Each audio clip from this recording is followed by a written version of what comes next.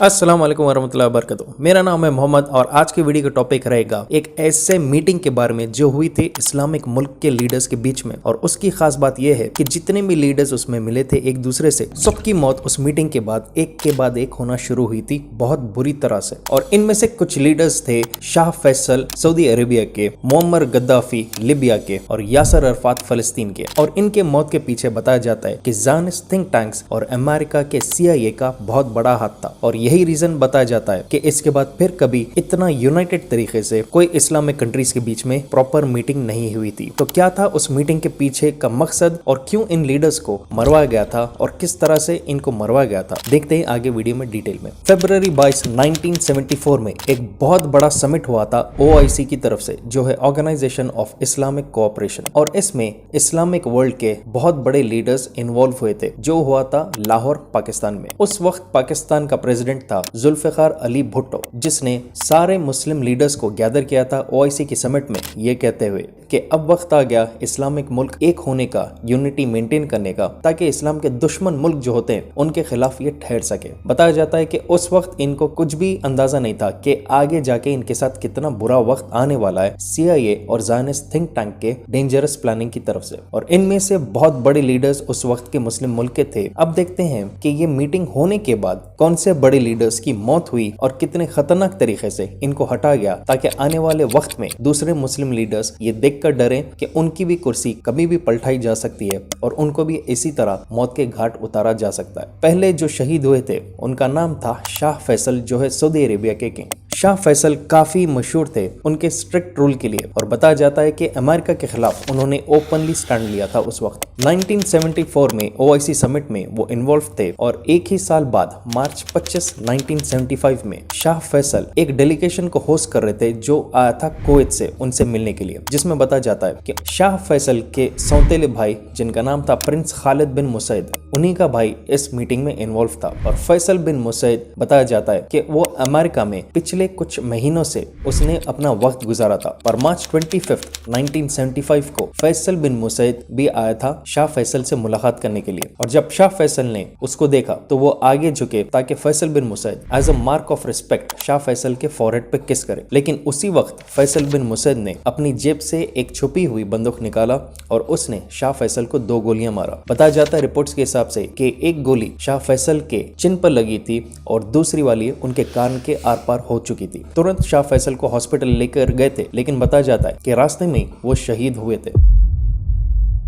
अब यहाँ पर रिपोर्ट्स में यही बताते हैं कि फैसल बिन मुसैद ने शाह फैसल को मारा था ताकि वो अपना भाई खालिद बिन मुसैद का बदला ले सके, क्योंकि 1966 में खालिद बिन मुसैद की एक प्रोटेस्ट के वक्त मौत हुई थी और उस प्रोटेस्ट को डिस्पर्स करने के लिए शाह फैसल ने ऑर्डर दिया था। लेकिन पॉलिटिकल एनालिस्ट कहते हैं कि फैसल बिन मुसैद को ये बहाने से ब्रेन वॉश किया गया था अमेरिका बुला के CIA की तरफ से, क्योंकि CIA और ज़ायनिस्ट थिंक टैंक्स ऑलरेडी खाए हुए थे शाह फैसल के ऊपर, क्योंकि उन्होंने OIC समिट में पार्ट लिया था और उनको समझने आ गया था कि शाह फैसल आगे जाके सारे इस्लामिक मुल्क के लीडर बनकर वो OIC के बाद सारे इस्लामिक देश को लेकर आगे चलेंगे। तो फैसल बिन मुसैद के भाई के मौत के बहाने फैसल बिन मुसैद को ट्रेनिंग दी गई थी CIA की तरफ से, किस तरह से गोली चलाना, कैसे एंट्री लेना, और वो सक्सेसफुली उसने वो काम कर दिखाया जो CIA चाह रहा था। कुछ दिन बाद फैसल बिन मुसैद को पब्लिकली मरवाया गया था शाह फैसल के मौत के जिम्मेदार ठहराते हुए। आगे जाकर सद्दाम हुसैन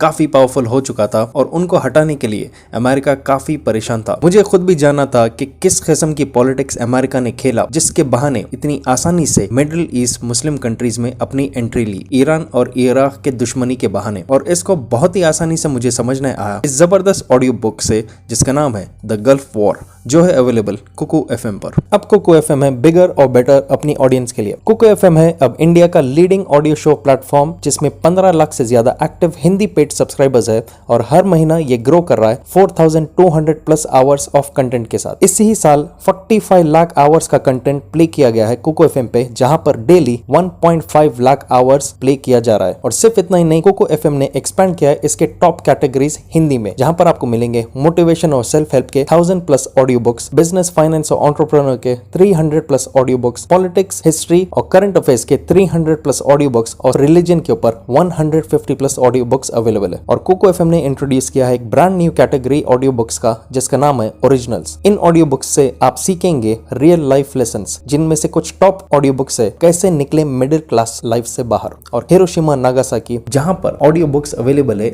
आपके अपने रीजनल लैंग्वेजेस में, इंक्लूडिंग हिंदी और इंग्लिश। और ये वक्त बहुत ही जबरदस्त है सब्सक्रिप्शन लेने के लिए और नॉलेज गेन करने के लिए, क्योंकि इस वक्त कोको एफएम प्रोवाइड कर रहा है एक एक्सक्लूसिव 50% डिस्काउंट फर्स्ट मंथ के सब्सक्रिप्शन पर, जो होता है सिर्फ ₹49। और इसका फायदा उठाने के लिए नीचे मैंने दिया है मेरा कूपन कोड, और साथ ही साथ इसका डाउनलोड लिंक आपको डिस्क्रिप्शन और पिन कमेंट में मिल जाएगा। अगला मुस्लिम लीडर जिसने OIC 1974 में अटेंड किया था वो था बांग्लादेश का फाउंडर शेख मुजीबुर रहमान। उनकी भी मौत कुछ महीने शाह फैसल के बाद हुई थी, जब शेख मुजीबुर रहमान के खुद के आर्मी ने उनकी हत्या की। बताया जाता है कि मुजीबुर रहमान ने अप्लाई किया था OIC की मेंबरशिप के लिए, और 1974 में जब उन्होंने भी लाहौर को विजिट किया था समिट को अटेंड करने के लिए, तो उस वक्त से वो भी टारगेट में आ चुके थे। और वो विजिट करने के बाद बांग्लादेश और पाकिस्तान के बीच में जो इनिशियल टेंशन रहता था वो काफी दोस्ती में बदल चुका था, और इसके बाद देखा जा सकता है कि पाकिस्तान और बांग्लादेश की काफी दोस्ती गहरी होना शुरू हो गई थी। शाह फैसल के शहीद होने के कुछ महीने बाद ही अगस्त 15, 1975 को शेख मुजीबुर रहमान के खुद के आर्मी के सोल्जर्स ने रिबेल किया, और वो प्रेसिडेंशियल रेजिडेंस में एंटर किए, मारतोड़ किया, और वहां पर शेख मुजीबुर रहमान की हत्या की गई थी, और साथ ही साथ उनकी कंप्लीट फैमिली को भी मार दिया गया था। अभी जो फिलहाल बांग्लादेश की प्राइम मिनिस्टर है शेख हसीना, वो भी शेख मुजीबुर रहमान की ही रिश्तेदार है, और उस वक्त बताया जाता है वो अपनी बहन के साथ जर्मनी में थे, जिसकी वजह से वो बच गई। रिपोर्ट्स में बताया जाता है कि ये रेबेल या कू जो प्लॉट किया गया था उसके जिम्मेदार थे खुद मुजीबुर रहमान के मिलिट्री ऑफिसर्स और जो कोलीग्स थे अवामी लीग के। पर बाद में खुलासा ये होने लगा कि शेख मुजीबुर रहमान की हत्या के पीछे और साथ ही साथ जो मिलिट्री ऑफिसर्स इसके जिम्मेदार थे उन सब की प्लानिंग और प्लॉटिंग की गई थी अमेरिका के CIA की तरफ से। तीसरे जो मशहूर लीडर थे OIC समिट के वो थे खुद जुल्फिकार अली भुट्टो, जिन्होंने OIC समिट 1974 का लाहौर पाकिस्तान में होल्ड किया था। वो काफी एक्सपर्ट थे अपने डिप्लोमेटिक स्किल्स के लिए, जिसकी वजह से उन्होंने सारे इस्लामिक मुल्क के टॉप लीडर्स को कन्विंस किया था एक प्लेटफॉर्म पे आने के लिए, ताकि एक यूनिटी रहे सारे इस्लामिक मुल्क के बीच में। और इसी तरह उन्होंने OIC का समिट 1974 में होल्ड किया था। उस वक्त बताया जाता है कि पाकिस्तान काफी परेशान था, क्योंकि इंडिया के साथ 1971 की जंग के बाद काफी वीक पोजीशन में आ गया था, और उस वक्त बांग्लादेश से भी उसकी दुश्मनी चल रही थी। तो बताया जाता है कि OIC 1974 के समिट के बाद पाकिस्तान भी एक बहुत स्ट्रॉन्ग पोजीशन में आया था, क्योंकि उसने ब्रेनस्टॉर्म किया था सारे इस्लामिक मुल्क को एक प्लेटफॉर्म में आने के लिए, यूनिटी के लिए। लेकिन OIC के समिट होने के 3 साल के अंदर ही परेशानी का वक्त आ गया था जुल्फिकार अली भुट्टो के लिए, क्योंकि भुट्टो की पार्टी जिसका नाम था पाकिस्तान पीपल्स पार्टी, उन्होंने जनरल इलेक्शन बहुत जबरदस्त तरीके से जीता था। लेकिन उनके ऑपोजिशन वालों ने क्लेम किया था कि ये इलेक्शन में काफी धोखा हुआ है और ये चीटिंग करके जुल्फिकार अली भुट्टो ने पोजीशन हासिल किया, और इसकी वजह से आर्मी का जनरल जियाउल हक ने एक कू रचाया था जुलाई 5, 1977 में। मतलब कि खुद की आर्मी का जो जनरल है, जो आज भी देखा जा सकता है कि पाकिस्तान में कंटिन्यूसली इसी तरह से होता है कि खुद के आर्मी के लोग वहां के प्रेसिडेंट या प्राइम मिनिस्टर के खिलाफ ठहर जाते हैं। तो इसी तरह जनरल जियाउल हक ने भी भुट्टो को पकड़वाया और उसके ऊपर भी एक हत्या का केस डाला, ये कहते हुए कि जुल्फिकार अली भुट्टो ने एक former PPP leader Mohammad Ali Kasuri की हत्या की थी। और काफी शौक पाकिस्तान के लोग हो गए थे जब चंद दिन में जुल्फिकार अली भुट्टो को मौत की सजा सुनवाई गई, और बहुत तेजी से जुल्फिकार अली भुट्टो को हैंग कर दिया गया था टिल डेथ। और ये हुआ था 1979 में, 5 साल OIC समिट के बाद। अगला जो मशहूर मुस्लिम वर्ल्ड लीडर था उस जमाने का, जिसने OIC समिट 1974 को अटेंड किया था, वो है इजिप्ट का प्रेसिडेंट अनवर सादत। और उसकी भी हत्या इजिप्ट में हुई थी जब एक आदमी जिसका नाम है खालिद इस्लाम बोली, उसने ओपनली अनवर सादत के ऊपर गोलियां चलाई थी, अपने आप को आर्मी वाले के भेस में रखते हुए। इसके वीडियोस काफी आसानी से आपको मिल जाएंगे यूट्यूब के ऊपर। जब खालिद इस्लाम बोली ने एक आर्मी परेड के दौरान सडन जीप से कूदकर अनवर सादत के ऊपर गोलियां चलाना शुरू कर दी। उस वक्त इस्लाम बोली एक लेफ्टिनेंट था इजिप्शियन मिलिट्री का, और इस बहाने से उसको बहुत आसानी हुई थी लोडेड बंदूक रखकर अनवर सादत के ऊपर गोलियां चलाने के लिए। बताया जाता है कि फतवा दिया गया था अनवर सादत के खिलाफ एक इजिप्शियन क्लेरिक उमर अब्दुल रहमान की तरफ से, लेकिन कई लोग कहते हैं कि ये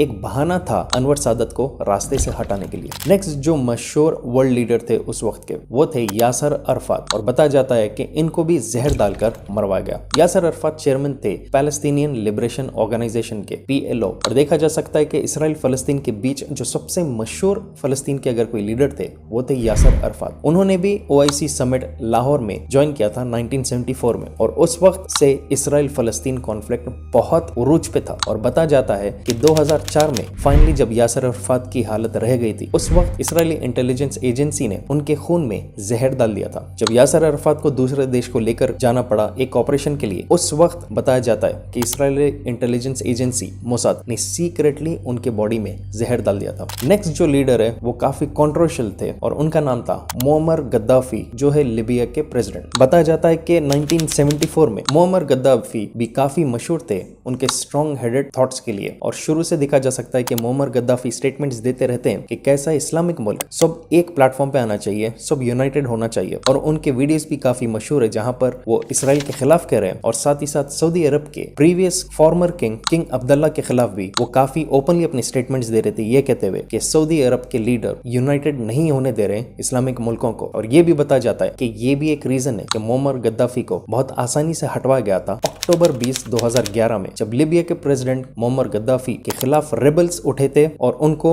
नेटो और अमेरिका ने पकड़वाया था और वहां पर कुछ चंद रेबल्स ने उनको गोली मारकर खत्म कर दिया। जिसके बाद देखा जा सकता है कि आज तक लीबिया की हालत बहुत बुरी है, सेम जिस तरह से इराक की भी हालत है। तो इन पूरे लीडर्स और इनकी मौत के पीछे देखा जा सकता है कि मिस्टीरियस तरीके से इनको हटवाया गया, या तो रेबल्स की शक्ल में या इन्हीं के अपने कोई मामूली दुश्मन को इस्तेमाल करते हुए। और सबके पीछे एक्सपर्ट्स यही कहते हैं कि कहीं ना कहीं CIA ने ट्रेनिंग दिया, ब्रेन वॉश किया, या मोसाद ने अपने टैक्टिक्स खेला है इन लीडर्स को हटवाने के लिए, क्योंकि लोग डायरेक्ट इनके हत्या कर नहीं सकते थे। तो इन्हीं के अतराफ के लोगों से इन सबको मरवा गया था। और यही रीजन बताया जाता है कि फिर इसके बाद कोई इतनी बड़ी OIC समिट नहीं हुई जहां पर ओपनली सारे इस्लामिक मुल्क एक दूसरे को कह रहे हैं कि हम सब यूनाइटेड होना चाहिए। हो सकता है कि इन सब लीडर्स की मौत को एक एग्जाम्पल की तरह इनको बताया जाता है कि अगर वो भी कुछ ऐसा करने जाएंगे तो उनकी भी मौत बहुत जल्द इनडायरेक्ट तरीके से करवा दी जाएगी। तो आप बताइए अपने हिसाब से कि आज के दौर में अगर इस्लामिक मुल्क में कोई वाकई में चमचागिरी कर रहा है अमेरिका की और इसराइल की, तो वो कौन है, कौन से मुल्क का लीडर है? और अगर कोई मुल्क का लीडर अमेरिका और इसराइल के खिलाफ ओपनली ठहर रहा है तो वो कौन है? आप अपने हिसाब से इसके बारे में नीचे कमेंट में बताइए। और अगर आप नए मेरे चैनल पे, please make sure to subscribe और शेयर कीजिए इस वीडियो को जितना हो सके। जब तक इंशाल्लाह I will be back soon again. Take care and अल्लाह हाफिज। तो make sure Koko FM download कीजिए, लिंक मैंने नीचे डिस्क्रिप्शन में दे दिया है।